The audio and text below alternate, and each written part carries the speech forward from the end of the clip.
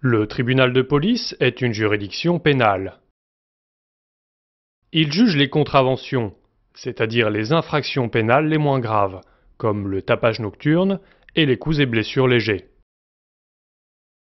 Le code pénal distingue 5 classes de contraventions, selon leur gravité. Au contraire du délit et du crime, la contravention n'est pas punie d'une peine d'emprisonnement. Les contraventions de 5e classe sont les plus sérieuses de cette catégorie. Il s'agit par exemple des violences volontaires ayant entraîné une incapacité de travail inférieure ou égale à 8 jours. C'est le tribunal de police qui les juge.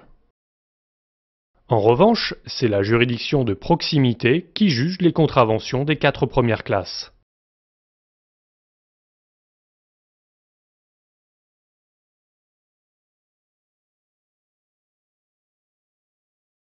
Le tribunal de police statue toujours à juge unique.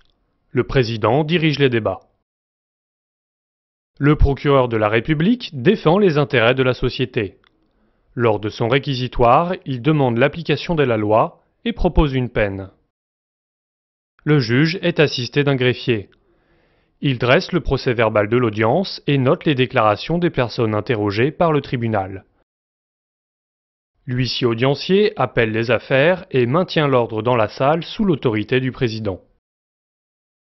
La personne jugée est appelée le prévenu ou le contrevenant.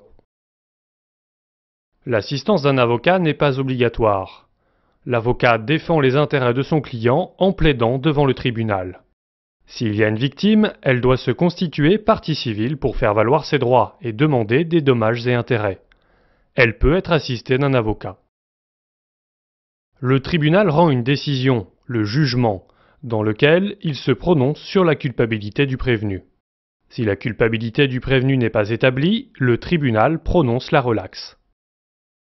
En revanche, s'il le condamne, le tribunal peut prononcer une peine d'amende de 1 500 € et des peines privatives ou restrictives de droit, par exemple la suspension du permis de conduire ou l'interdiction de vote.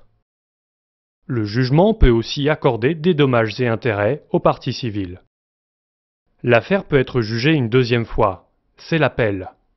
Le droit de faire appel est donné au procureur et au prévenu. La partie civile, elle, ne peut faire appel que pour ses dommages et intérêts, tout comme le prévenu.